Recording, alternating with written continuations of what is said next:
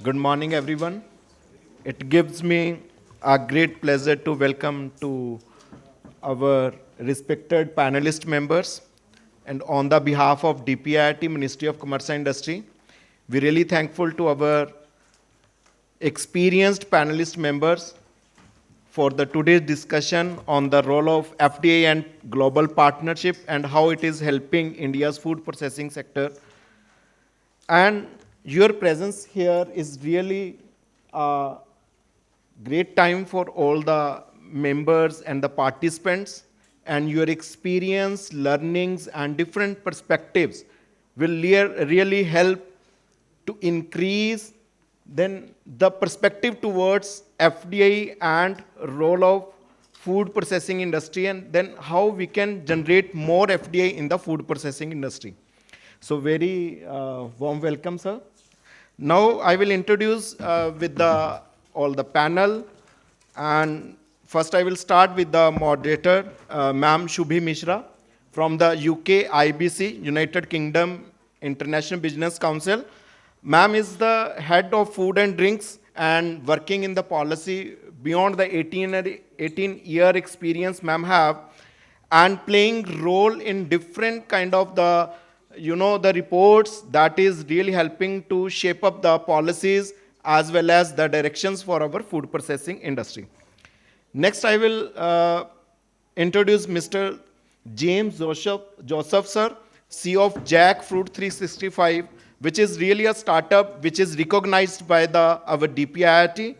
And sir is also working with the processing of the jackfruit, like cookies, biscuit, and the atta that is really helpful for the diabetics. Welcome, sir. Next, Mr. Dev Ashish Dasgupta, sir, Director Corporate Affairs, DIGO India. Sir is working with the DIGO with the experience of 7+ years, and earlier sir was in the HUL, and sir is also the member of FICCI and good cricketer as well as the footballer. Welcome, sir. Mr. Anki Chawla, sir, the general manager of the Haldiram, which is all the time the favorite brand of every Indian. Sir is started his career with the Mother Dairy and awarded by the Cranberry Award in the sweet segment by the USA recently. And welcome, sir. Now, next is Mr. Roshan Mishra, sir, which is the Director of Public Policy of the Coca-Cola, which is very, the big brand in India, and with the good investment that we are expecting, we are experiencing, and we are expecting in future from the Coca-Cola. Thank you, sir.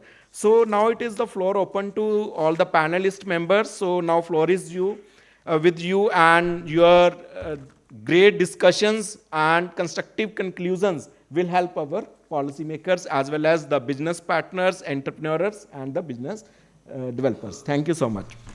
Thank you so much, Karanpalji. This was a good start. And firstly, thank you so much, DPIIT, for curating this session, because it means a lot to us that we are able to talk food and drink in front of the authorities and tell them that what all good work businesses are doing on ground, share from our experiences that what more can we do collaboratively to achieve a more holistic environment for every business and every individual to function it, and most importantly, to take the India story forward. And that is what we all are here for. And with that, Karampalji introduced you all to Mr. James Joseph. I was chatting with him briefly, and what an exciting story he was telling. I visited the website of Jackfruit 365 yesterday, and the line, it was helps control blood sugar in 90 days. It totally got me intrigued. So James, we're really keen to know more about your business. What innovations have you taken upon yourself, and how are you positioning yourself? And as Karamji said, that you're recognized by DPIIT, which is a great citation in itself. So can you please share your experience, your expertise, the innovations you're taking up with our audience for us to benefit from? Thank you, Shubhi. Thank you for going and looking at the background of Jackfruit 365. And thank you, DPIIT, for inviting me here. In fact, we were a small startup based in Kerala. And in fact, how it all started was a meeting with Dr. Kalam in 2014, where a chance discovery of a 5,000-year-old tradition of Kerala of using the unripe jackfruit as a rice replacement. We discovered if you replace rice or roti with the unripe jackfruit as a meal, the sugar absorption is much less. There's a 40% reduction in carbohydrate, 40% reduction in calorie, and 4 times more fiber. It's actually a salad. But then when I met Dr. Kalam, he said, James, that is, changing eating habits is worse than changing religion. There is a diabetes express running in this country. You must find a way to add this to what people like to eat and reduce rice and wheat across India. And he gave me the challenge. Once you crack it, you come back to me. I'll travel with you all over India and invite housewives and chefs and teach them how to use the jackfruit to reduce rice and wheat. And if you can do that, controlling diabetes is a given, because a high fiber meal always translates to low absorption of sugar. That's a given. You don't need a study. But find a way to add this to fulka and make a fulka. So it took me 18 months and 2 patents to make an atta out of the unripe jackfruit. And I had to use the soluble fiber as the binder of the jackfruit itself. And that is why you can add this to an atta, and you can still make the fulka. The soluble fiber helps you to make it a fulka. And if you add this to the dosa, you can still get a crispy dosa, and you can reduce the amount of rice in dosa as well as the amount of atta in roti. Okay, and then, but unfortunately, by the time I cracked it, so then we had to make a machine to make sure every batch has the same value. And the standardization of food is going to be the biggest challenge when it comes to natural source, a clean label, single ingredient. And that is the second one which we did, was a machine to process so that every pack has the same amount of soluble fiber and has low sugar. And jackfruit is a fast, ripening fruit. So we had to keep the sugar level low, otherwise the roti will taste like jackfruit. So we had to make a neutral flour. So that is the innovation, the food tech innovation which we did. But unfortunately, Dr. Kalam passed away. So I didn't have a campaigner. So I had to then prove to the world that this actually works. So we put it through a double-blind, placebo-controlled, randomized controlled trial and got it presented at the American Diabetes Association's annual conference in 2020. And we could demonstrate in 90 days there's a reduction in HbA1c when you use the jackfruit flour, whereas the regular roti or the idli, the HbA1c increased. And the ADA immediately accepted, because the first time somebody is doing a double-blind, placebo-controlled, randomized controlled trial on a food, because you can't hide food, you can't blind food. But because I made an atta which is like a regular atta, I could blind it with wheat flour. So that's why I could do a double-blind, placebo-controlled, randomized controlled trial. So that's the first recognition which we got. That led us to winning the National Startup Award. And 2021, DPIIT put me in front of Prime Minister for a 2-minute presentation about what we did. And that video went viral, and we became a bestseller on Amazon overnight. So we now have more than 7 lakh customers in India across 25% pin codes in India, with 13,000 reviews with 92% satisfaction. So that is the first level on the diabetes control. Okay. But then doctors and nutritionists started giving us feedback that, okay, look, James, it's not just the sugar control. Fatty liver is reversing from grade 3 to grade 2, or grade 2 to grade 1, or grade 1 to nil in just 3 months. And then we did a study in JSS Medical College in Mysore to understand how this is working. Okay, and we could prove the fatty liver is reversing.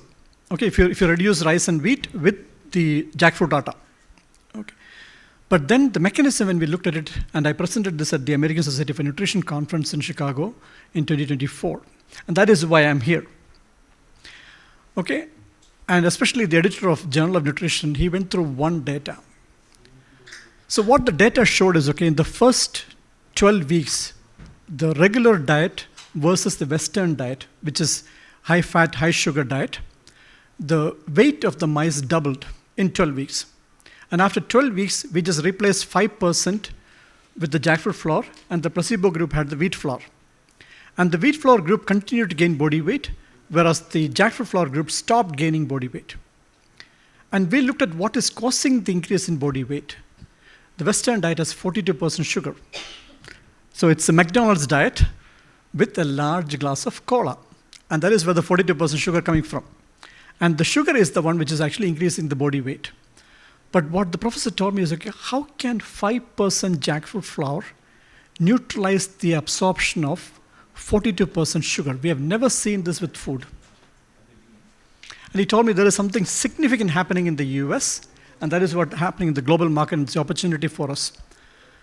KPMG just released a report that in 10 years, ultra-processed industry will lose $42 billion of sale every year because of another innovation in the US, which is the GLP-1 drug, the weight loss drug, an injection which will prevent you from consuming excess food. So there's a 21% drop in calorie consumption. So all processed food, all indulgence food, there is a reduction in consumption, and that drug is a blockbuster. So there's going to be a 40, and if you look at the chocolate industry, biscuit industry, all of them have taken a hit. So okay, put this into chocolate and see what happens. So I came back here, I added the chocolate and biscuit, and we gave it to type 1 diabetes children, okay, who are on continuous glucose monitor. So the chocolate has, 15-gram chocolate has 5 grams of sugar. Okay, and 5 grams of sugar is supposed to increase your blood sugar level in 180 minutes, in 2 hours by 20 to 30 units. And the controlled chocolate increased sugar level by 27 units, in line with what is expected. But the same chocolate with same amount of sugar, with 5% jackfruit flour, only increases by 3 units. 27 versus 3 units. So it controlled this entire sugar from getting absorbed. We then sent it to NIFTM for a glycemic study. And the chocolate is supposed to be high GI. It turned out to be low GI. And we did the same with biscuits. We got the same results. So what it means is 5% jackfruit flour in any ultra-processed food or any processed food. We don't have a solution for liquids yet, beverages yet, but all snacks. Just adding 5% jackfruit flour, the sugar only works in your mouth. It prevents absorption into your liver. Okay? And second, from the gut, it ferments and becomes short-chain fatty acids through the gut-liver axis. It actually has secondary action in burning visceral fat in our internal organs. That's how the liver fat is coming down. So humble start from a jackfruit to put that inside the roti, which an average housewife makes at home, is now showing significant health improvement for the processed food industry. So that's our journey. That's how I summarize it. Thank you so much. That says it all. Congratulations on your award, and congratulations on you being able to present it to the Prime Minister himself. And your story with Dr. Kalam is something which will definitely stay long-term with us. And the line, changing eating habits is worse than changing religion. That was a good one. We all know that whenever we want to learn more about sector, more about sectorial trends, we follow government, we follow academia, we follow think tanks. So with that, I was recently attending a Pehle India Foundation meeting, and I learned something very, very intriguing about food processing and a global investor company, where we were told that Diageo India does not only have 36 manufacturing units in country, but also contributes over 20,000 crore rupees every year to government tax revenues. Again, a case study in itself. We all were amazed. I literally kind of rechecked the numbers when I was listening it from Pehle India Foundation. And it was an independent study which they conducted. So they talked about that Diageo India is contributing towards technology adoption, innovation, sustainability, and digital traceability across the value chain. Debashish, I'll turn up to you. Please do give us insights on some of these initiatives and help us to learn and leverage from Diageo's story. Thank you, Shubhi, and a very good morning to all of you here. Thank you very much to DPIIT for inviting us as part of this panel.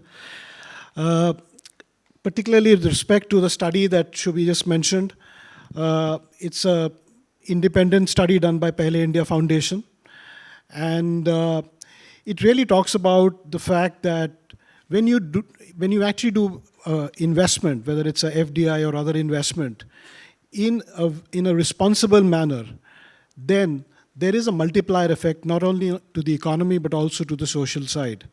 And that's what this report actually has come out.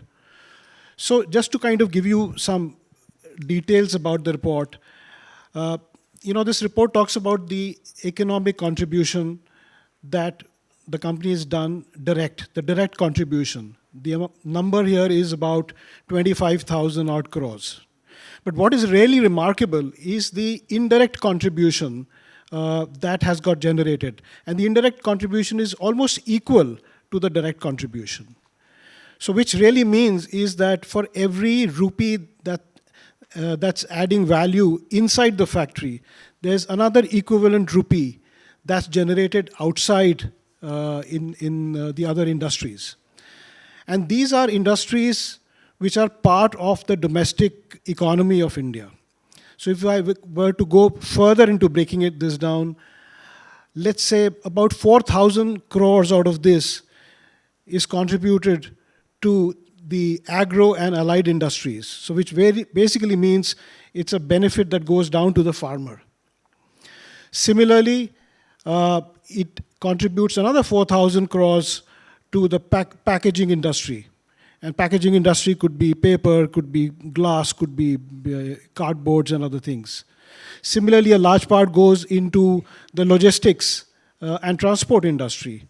So all of this really adds more value into the Indian economy, and the sum total of this, the 25 and another 25, it's just short of 49,000 crores is what the value added benefit is what Diageo contributes to the GDP of the country. Now, while I talk about just the GDP numbers, let's see what it also contributes outside just the pure hard numbers. Let's look at how it impacts the livelihood. This study actually says that over 6.5 lakh jobs get created through this whole entire value chain. And out of this 6.5 lakhs, over 3 lakhs jobs get created in the agro industry itself. So that's a large number that is impacted through the livelihoods. Further on, Diageo also has various programs, for example, the Diageo Academy, Bar Academy, where we are able to kind of train, impart specialized training to people who work in the hospitality sector, and therefore create more value-added opportunities in the service sector. Now this is livelihood. Now let's come on to the sustainability part of it. On the sustainability front, I'll just give you one example that the Pehle India report talks about. It talks about one plant of ours in Alwar, where itself the water replenishment is over 40,000 cubic meters. Now that's a lot of replenishment, and it is not only about saving water for the plant, but it also is about using that water for irrigation and therefore helping farmers earn better income and better livelihoods. 95% of the energy that we use in our plants come from renewable sources. So all of that goes to the sustainability story. And the final piece that I would want to share from the report is about the innovation work that is being done inside of Diageo.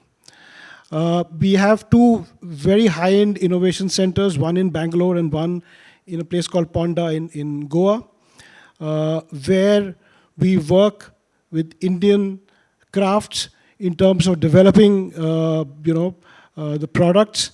We work with startups, incubate startups.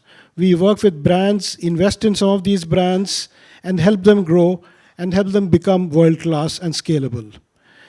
So from an investment, the FDI investment that we came to start with, we've actually realized that through this report, we saw that this is the huge impact that a business like ours, and I'm sure other businesses, contribute.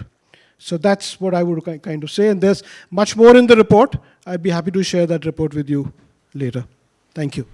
Thank you so much, Debashish. And you also, thank you, everyone. You also briefly talked about your Alwar plant, and I learned a lot about your Project Godawan at an event at the Canadian High Commissioner's residence, where Diageo has been trying to educate Indian and international audience about the efforts to preserve the state bird of Rajasthan. And so that APIDA has been working very closely with Diageo to advance that message forward. So keep making headlines of those kind, keep inspiring the industry, because these case studies just make us believe that it is doable and one can think out of the box to have a real impression on ground and cast an impact. Thank you so much. So from one multinational company to another, which has now become very, very Indian, if I'm talking about sustainability and resilience and I do not talk about Coca-Cola, then it will definitely be unfair on my part. Coca-Cola has established efforts ongoing from Project Unnati to trying to create water stewardship. So with that, Rohan, if I can please request you to run us through your efforts towards developing resilient farm-to-fork supply chain and how you are contributing towards advancing domestic and export market for India. Sure. Shubhi, thank you very much for the question, and good afternoon, everybody. Firstly, I mean, before I even get into the question that you raised, I think fundamentally as a company, we believe what's good for India is good for the Coca-Cola company. And I think that's very important as somebody who operates in the country and operates for a lot of local citizens. The second thing I wanted to briefly touch on what James said was that there's a lot of debate which has been fueled globally because of the definition that Carlos Montero put on ultra-processed foods. I think India today is probably at the cusp of being one of the first countries which is taking a very progressive step in defining what really is ultra-processed food. I'll give you an example and why this is important to clarify, especially to an educated audience here. Increasingly, and this was very surprising to me, we were in Singapore recently for a meeting, and a lot of these young double income, no kids couples in Singapore are moving into accommodations where they don't even have a kitchen. And what do you do in that case? You actually step down, go to the supermarket and get something which is ultra processed and get it back home to consume. So I think the whole naysaying around ultra processed foods still needs to have a scientific backing or a scientific based definition, which I'm very glad to say we see a lot of work happening in India with the food safety regulator. So that's a step which is in a positive direction. More specifically, Shubhi, to your question, the theme somewhere when I was reading about this panel was more around how do you get in more FDI. For me, especially as people who represent the food industry, I think that should be food-directed investment, and I'll tell you why that's a really big opportunity for us. Today, and it's a fact which I think any policymaker should jump on, is today India's horticulture production is larger than our food grain production, and it's been the macro for the last 3 or 4 years now. Now, for any policymaker sitting today, they should jump in their chairs and say, well, this ministry of food processing is probably the ministry that needs to be the most empowered to do something about that and convert our fruit processing industry into an industry which doesn't only make in India for India, but makes in India for the world. And I think that's really the shift in mindset that we all need to think about. Now, very specifically about Coca-Cola as a company, one of the things that many people don't know about is while we are one of the largest beverage-only manufacturers in the world, we are also the largest logistics company in the world. And we hired the largest transportation fleet in this country, also now moving towards electric. In India, we are the largest procurers of mango because of a drink that we make called Maaza. We are also the largest procurers of sugar. And this is not the HFCS you see in the US, this is cane sugar, which is in India. Now, very specifically about Project Unnati, it's a CSR project that we do, but the ethos behind that project is really in terms of saying, how can we really align with the government's priority of doubling farmers' income? And I'll give you an example before I get into some of the statistics around the project. Typically, apples have always, and most of you would know, been manufactured or been produced in the states of Himachal and Jammu and Kashmir. Now, about 10 years back, we started working with the farmers in Uttarakhand through a partner that we have on ground. And through 10 years of implementing a process called ultra-high density plantation, today in the state of Uttarakhand, if we look at the production per hectare, that production in the state of Uttarakhand is 10 times the amount that you get in Jammu and Kashmir or in Himachal, and Uttarakhand is actually becoming an apple-producing belt. So I think with an intensive, coercive effort towards doing something which is novel, that's really at the heart of what we do in Project Unnati. And Project Unnati today in the country works with close to about 4 lakh farmers. It's a CSR project. It's not a project that we invest in to be able to pull the ingredients back into our system. But we think, to the point I said about promoting India's horticulture production, this is probably a step which will help crowdsource more investments coming from other industries. Because today, I think beverages sector is a sector which is going to grow exponentially in the country. To give you a very interesting example, today the consumption of beverages, and by beverages I mean all kind of beverages, the consumption of beverages in a country like India is 20 beverages per person per year. In a country like Mexico, that same number is 635. So I think our headroom to grow is tremendous. And I really am looking forward to the day when entrepreneurs and innovators like James will be able to find solutions for beverage products also, because there's just such a wide variety of innovation and reformulation that would do extremely well for the beverages sector at large. I think the initiative launched by the Ministry on Production-Linked Incentive helped to a fair degree. But today, I think where we need to focus on in the PLI also is a little bit around beverage manufacturing in India, because I think there's a lot of, and for large companies like us, competition is welcome, innovation is welcome, because what we think is that's what's going to move that number of 19, 20 beverage consumption per year to a number which is at least comparable to some of the neighboring countries also in India.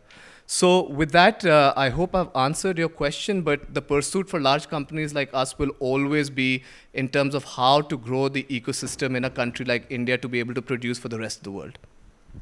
Thank you so much, Rohan. And yes, I have followed Project Unnati quite closely, from working for the apple farmers, beyond your mango project, rather, I should be saying, to looking towards grapes, to lychees. It indeed is impressionable. And I also see that ICAR institutes are doing a lot of research to support innovation at ground level, which we greatly appreciate and look forward to more progression coming from those areas. When we talk about made in India for the world, what is the first thing I do whenever I'm traveling internationally and I have to buy any gift for any relative or friend of mine, is I go to a Haldiram store, I pick up Kaju Katli or Golgappas and take a piece of India with me for them to relish and cherish. With that, I have Ankit here. Haldirams need no introduction. Ankit, could you please share your insights on Haldiram's presence in India, including you are involved into a lot of research and development initiatives, and also highlight the scale and scope of your export operations from India, because we see that beyond exporting from country, you also have a lot of international manufacturing units. So if you can talk a little bit about that. First of all, thank you for inviting me, Shubhi. Thank you for inviting me for DPIIT. Basically, Haldiram is known for Indian products. So Haldiram को India में सब लोग like a domestic product की तरह जानते हैं, and now we started to export, and almost we exported in 129 countries, and almost about we have SKUs. So if we're talking about the SKUs, we have 300 plus SKU which we export to the 129 countries. And Haldiram is divided into the two categories. One is our QSR outlets, which we see in India. It's about 175 outlets in North India. And after the merger of Haldiram Delhi and the Nagpur, we have total around 350 outlets. So all our own outlets, no franchisee we're giving. So that's why, and if we're talking about the quality of product as per the Indian mouth taste, right? So we almost two categories I talk about. So one category is a snack market. So we exported to the our bhujia, bhujia product and aloo bhujia. So we exported around 400 metric tons per day for export. It's only about aloo bhujia. And बाकी सब आप लोग को पता ही है कि अब India में हल्दीराम्स का तो like crazy, and we are also planning for expansion. So we have one plant in UK also, and we are planning to open a new plant in Canada, and also we are first outlet in Dubai. I think we opened in the month of March this year. And we are planning to open 7 outlets in the US this year or maximum next year. And we are expanding day by day. And thank you for DPIIT for all the part of Thank you so much, Ankit. And the most important outlet you have is the one at the airport. A lot of us are dependent on that at the very last 4 minute. outlets we have in airport. Yes, and most important ones, I'm telling you. As we all know that this session has been curated by DPIIT, and DPIIT primarily functions as a nodal agency to work on ease of doing business agendas, to promote a Skill India, and also to support Indian businesses find place in global market with agencies like APIDA, Food Safety Authority in terms of food and agriculture, and many others.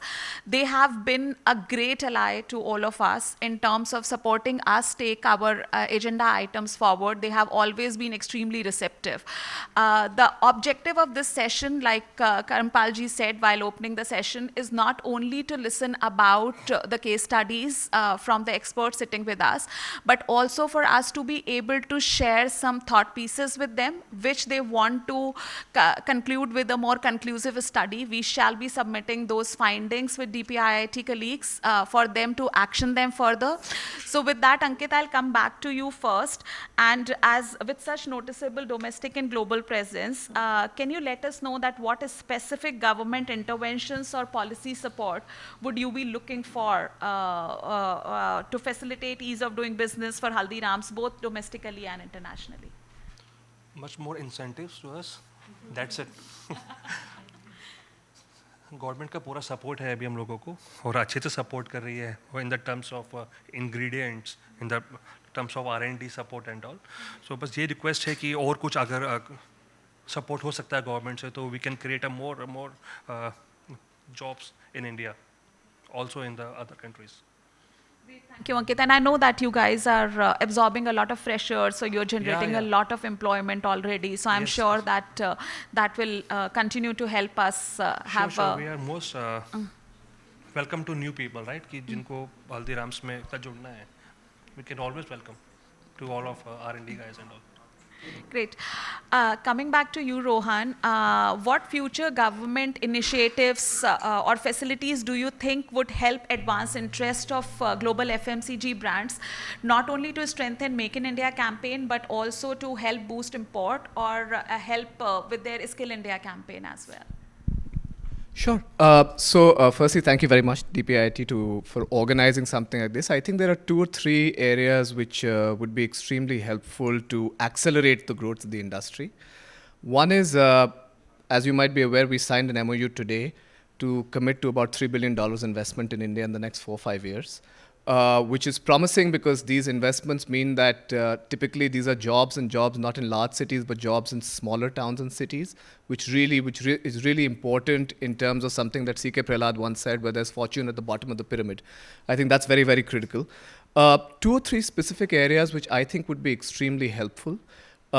One, as we rethink the PLI scheme, there should definitely be a ready-to-drink section. I know there is a ready-to-eat section in PLI. But as you think of a ready-to-drink section, I think that will really incentivize entrepreneurs. Today, at a very prohibitive tax rate for the industry, which is 40% for any kind of aerated product that you make, I think it is very important to be able to incentivize the small entrepreneurs, small manufacturers, small innovators in the country to be able to enter into the ecosystem. We already see a lot of companies like Lahori Zira, etc., coming to the fore. I think it is very important for the government to encourage more entrepreneurs to come into the ecosystem. I think that's one. 2 is, as we have always spoken about food processing clusters, I think it probably is a very good time for India to imagine fruit processing clusters also. I'll give you a very interesting example.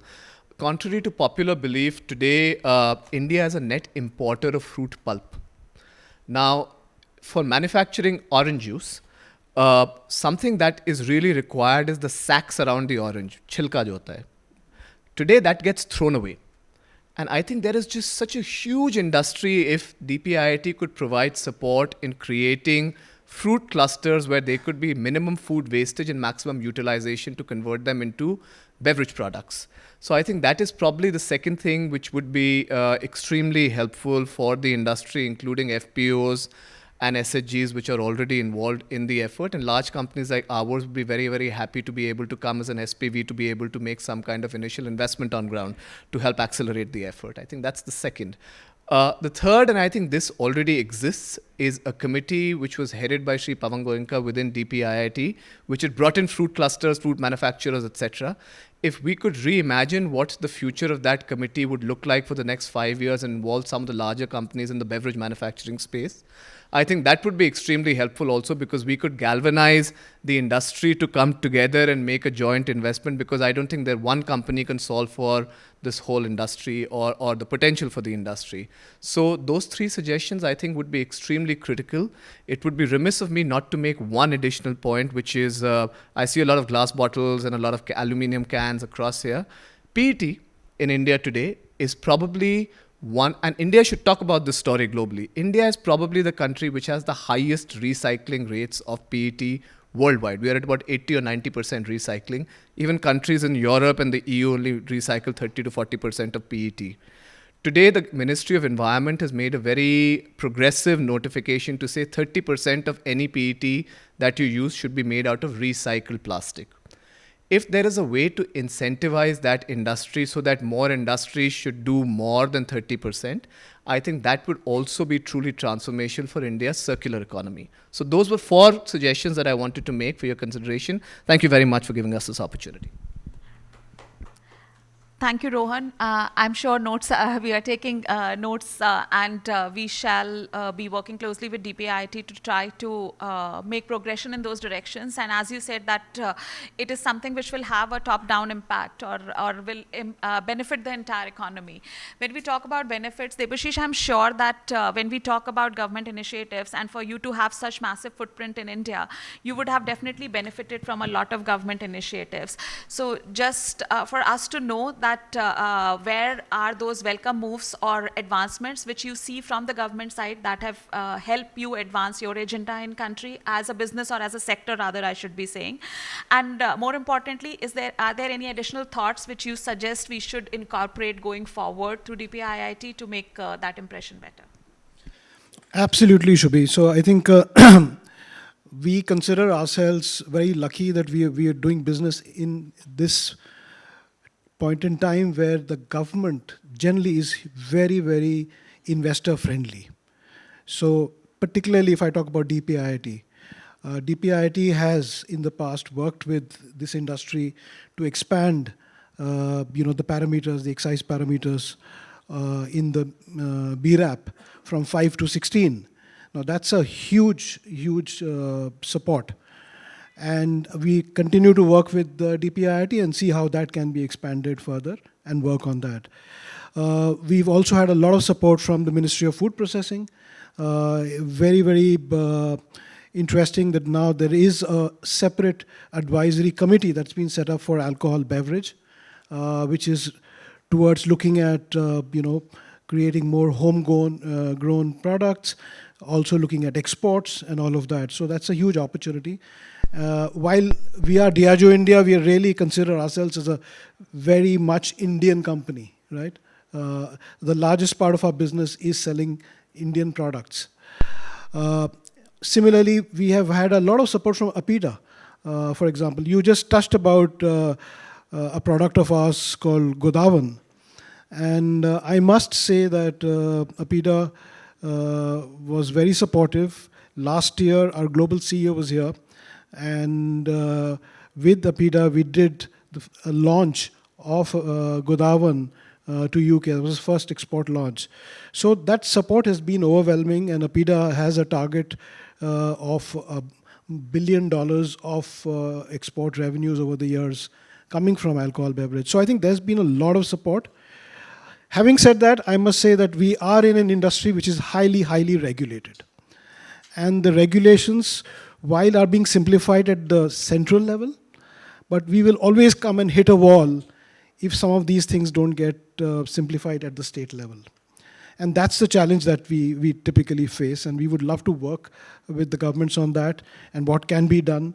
So for example, India is very well known for the digital infrastructure.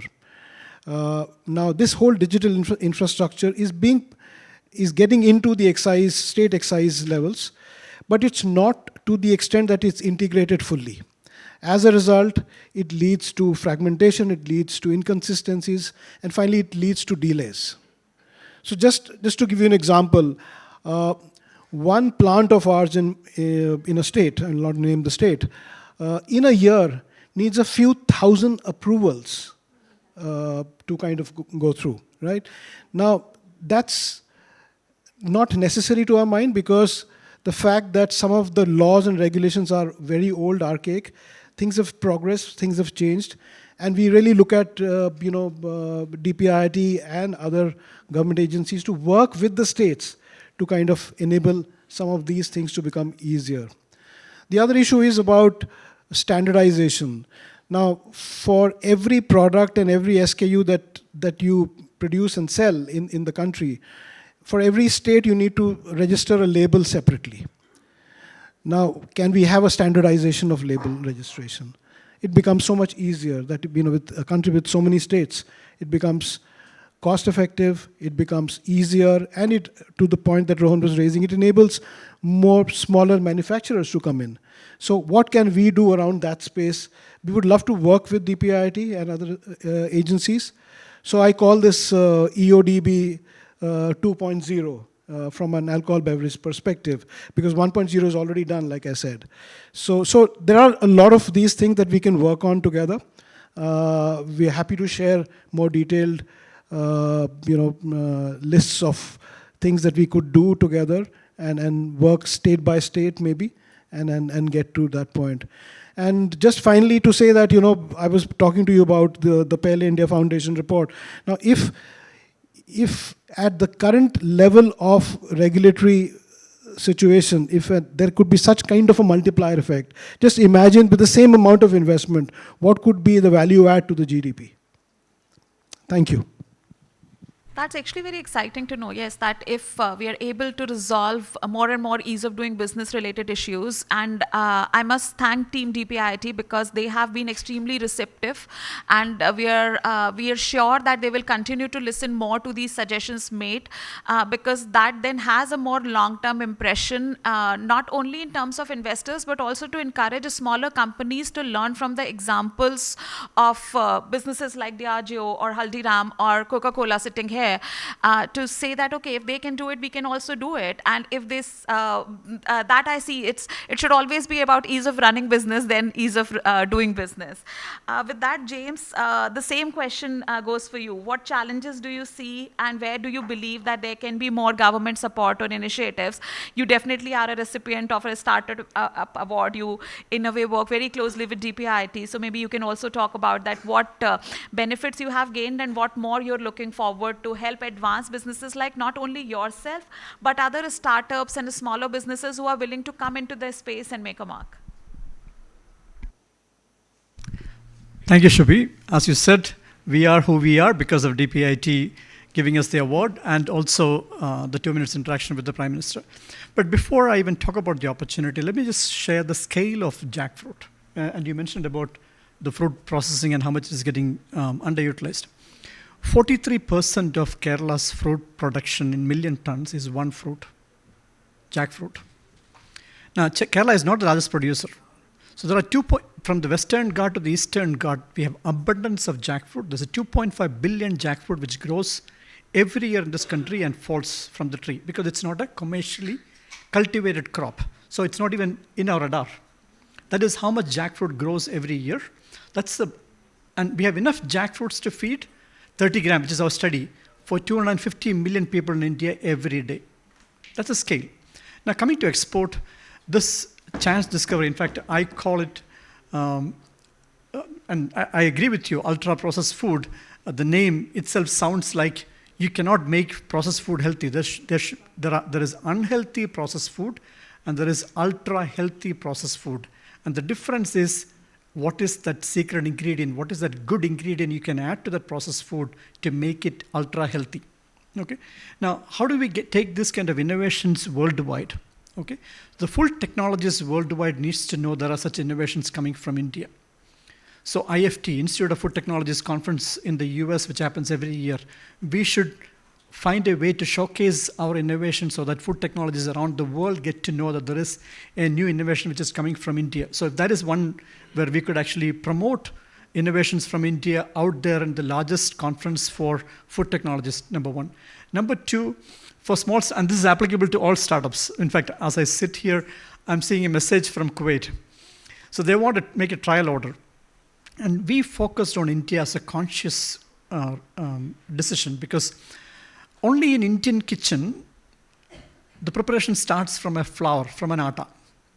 Everywhere else, you either buy the bread, you buy a ready-made tortilla, you buy pasta, you buy noodles.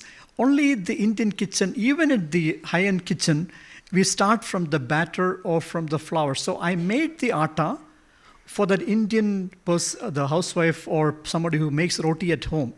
This doesn't scale outside India. So I always focused only on India. So I don't even have an export license. And this Kuwait ordered, he wants to make a sample, a trial order. I don't have the export license. So to make smaller trial orders, can we find an exemption to, rather than going through the license process of, getting the export license? So that is one as for startups. Whenever, and trials, food technologists, they need to do a lot of trials.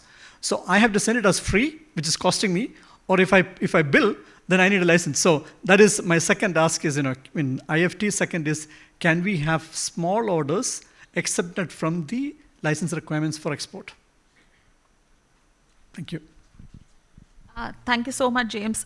So one very key takeaway for me is that ideally what we are saying is that we should be more standardized in terms of our outreach. And when we talk about any incentive or any benefit, we should not restrict it, for example, say to a food or a fruit or a drink or alcoholic beverages. We just rather open it for agriculture, food and drink sector so that innovation is not restricted. We do not make patches where people start thinking that, oh, let me try to circle my innovation in direction where I'm able to map it to some government link incentive. That will be my thought, but if I can request Karampal ji to kind of give us a general perspective on what all additional efforts DPIIT is putting in to help advance agendas in terms of helping grow more food export from India, support more startups in country, before we open the question answer round from the audience. Okay. Thank you, ma'am. Although when in general, when a company thinks to enter in a country, so regulatory is the important aspect that every company or every industry start to do the research on that. So on the other side, the incentives. I agree with the Rohan sir. Incentive is very important. But on the government part, the standard is, the food standard and quality is the important aspect. As far as the DPIIT, we are working with the government of India, with our senior officials. We have all the time focus on the startups, ease of doing business to reduce the compliance burden for the exports as well as for the companies who are entering into India. And third is, to make the process very easy when they want to start their business and the operations. But some standards which are internationally accepted, we are creating our focus on that, and we are also moving on towards that one nation, one commodity and one regulatory framework for that. So that will help the food industry sector to create our focus on that. And second is the incentive part, as Rohan sir has highlighted that, and Ankit sir also highlighted that the incentives, more incentives. DPIIT is running a number of schemes through which they are giving a number of incentives to the investors to, motivate them to make more investments in India.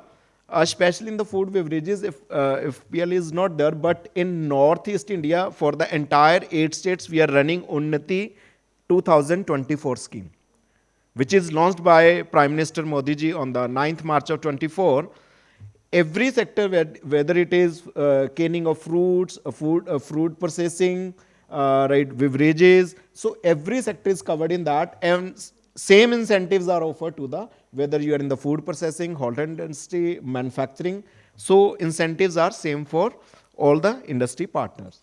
So out of that, ease of doing business and ODOP, one district, one product, is the key focus area of the DPIIT, and all the time DPIIT is respecting and accepting the request and the positive points that we are receiving for our investors to make India as the global food hub and to increase our exports, especially in the food industry. Thank you so much.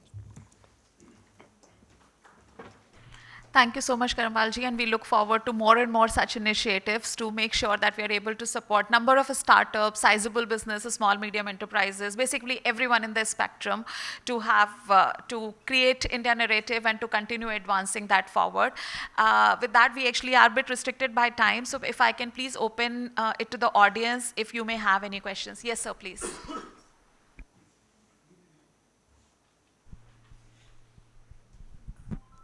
Hello, Namaskar. I am Dr. Jagdish Shivhare, professor and ex-scientist ISRO. I have a question. How is the food processing industry in India different than global in terms of implementation strategy, value-added priorities, and nation-building challenges? I think that I'll put it on you, James, because you are a perfect case study to be able to throw some light on this.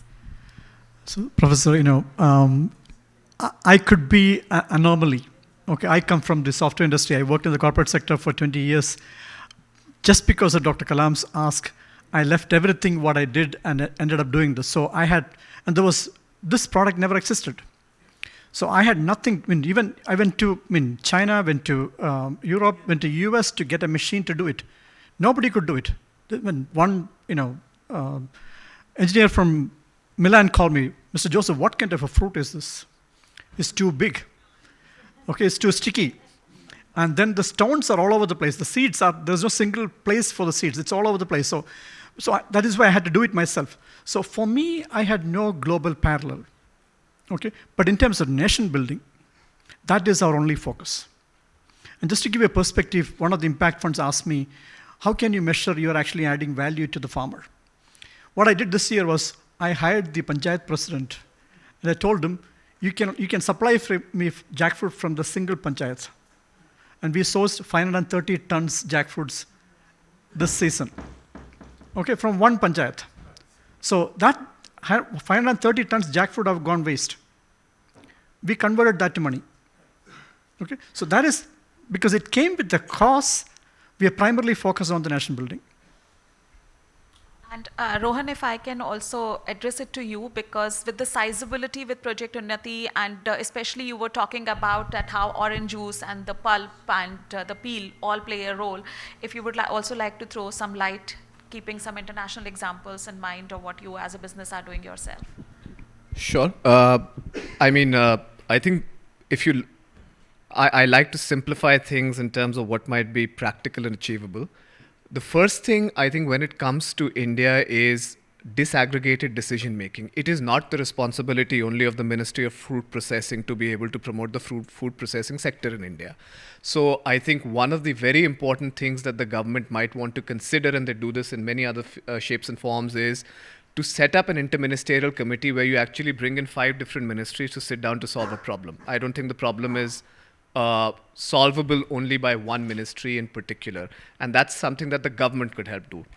The second thing which we think is important is how do we solve for food loss in transit? India is a large country, right? So is there a way to bring processing to farm gate in terms of micro units? And I think that in particular would be extremely helpful also for the smaller farmers. India is a land of small farm holding. India is not a land of large farm holding. So I think if we are able to bring in mobile processing at farm gates, which could be a cluster-based approach, I think that could be extremely helpful. for a country like India, and also to address a much larger issue of food wastage or food loss in transit, right? I think that's the second thing. And the third thing is learning from successes or failures of food processing parks in India. We could debate this both sides. Is could we actually reimagine what that concept could look like in terms of making public-private partnerships real? Because I don't think it is it is the business of government to be in business. And if that's the fundamental that we agree with, how can you bring in, and not everything requires an incentive.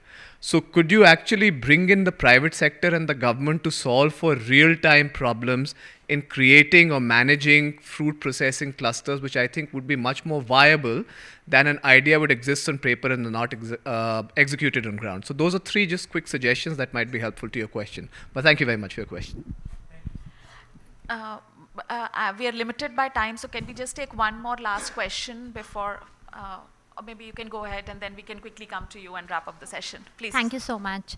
Hi, my name is Simran. I'm here representing my father's legacy business in agriculture, where we have been doing traditional farming for the last 4 decades. Now we are keen to sort of like, venture into sort of like innovation and understand like, the prospects for a traditional farmer based out of India. I have a twofold question. The first question would be how, since you mentioned about public-private partnerships, how a farmer with probably like, limited exposure can benefit from the initiatives that you've been taking and sort of like earn an income. And the second question would be, again, the risks that are key in this sector, primarily climate.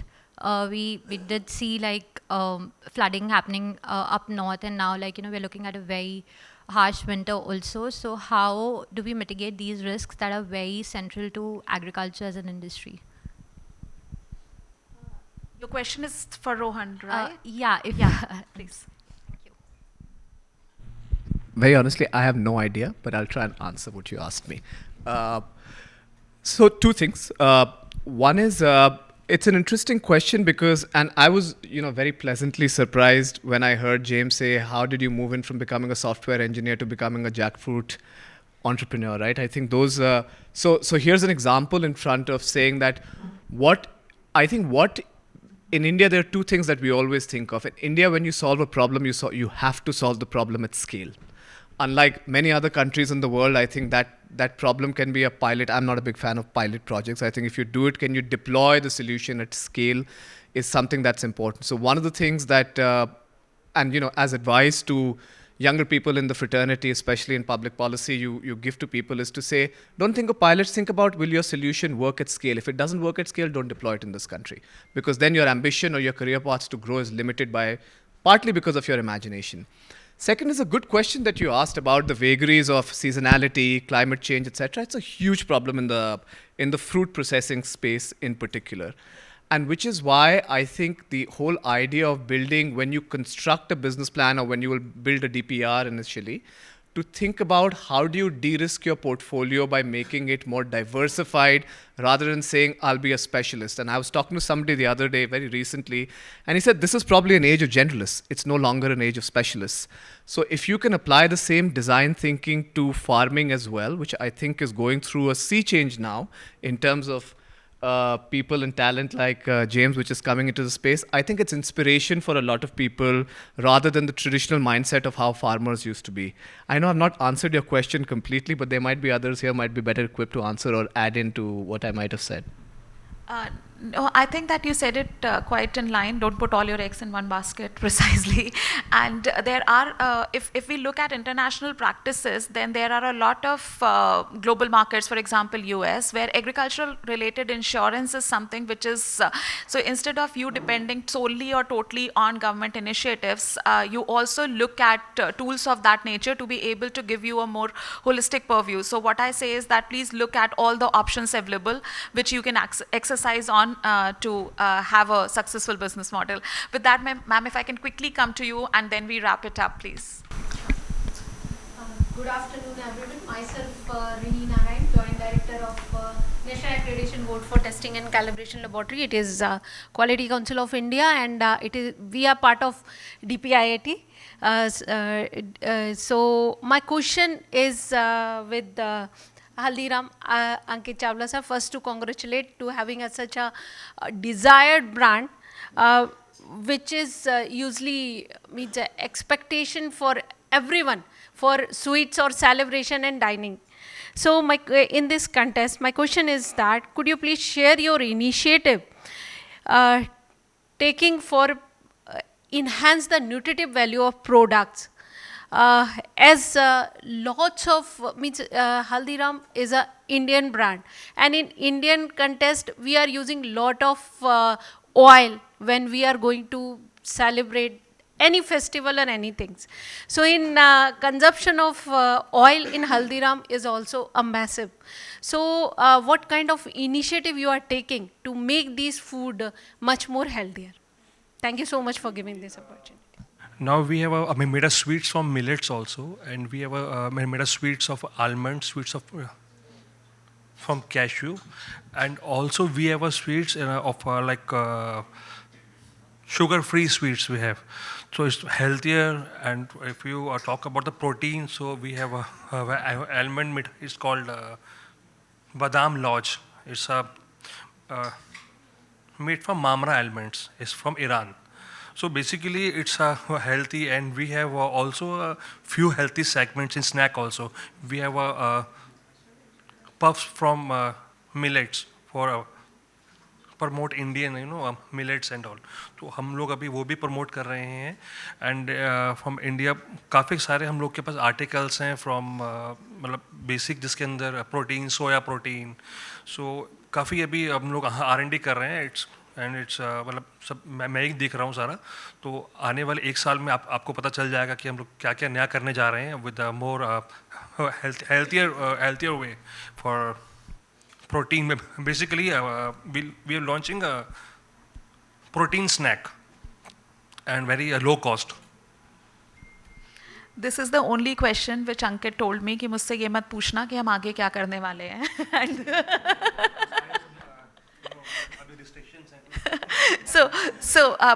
But you, what I'll request you all is that via DPIIT or directly, please feel free to reach out to any of our esteemed panel members, and they'll be more than happy to reply back to their best capabilities and help you grow your business and your narratives forward. With that, if I can hand over the mic back to Karampal ji and wrap up the session. Thank you so much. Thank you, ma'am. Can I just one comment? Please. If anybody wants to try the chocolate and the biscuit, we are at the DPIIT Pavilion in hall number 14. 14. Okay. Please come and have a taste and see. You can see how it is. Thank you. Thank you to all the panelists as well as the audience, because your patience is really motivating to our speakers to speak and to share their experience. Now I will request to Amit ji kindly facilitate to our panelists and the members. So thank you so much. Thank you for bearing with us, and this was a great session. You could hear a lot of people here, and they have given perspectives about how they are doing business. So we thank a big thank you from EY and FICCI and the organizers of World Food India, MOFPI. So we take this opportunity to gratefully facilitate you a small token of gratefulness. So I'll invite Subhi ma'am to